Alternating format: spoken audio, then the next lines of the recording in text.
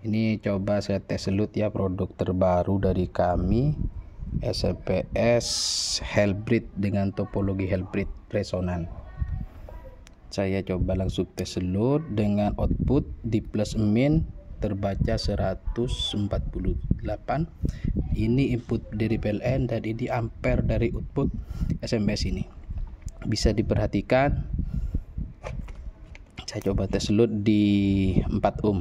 Langsung load di 4 ohm ini bang, 20 ampere ya, 20 ampere terbaca 20 ampere untuk ampernya.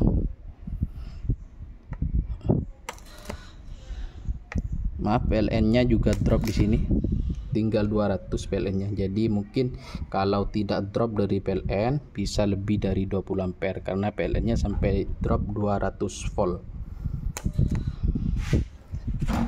Mungkin ini review untuk load ampere dari produk terbaru dari kami. Nanti kami revisi lagi untuk videonya. Kalau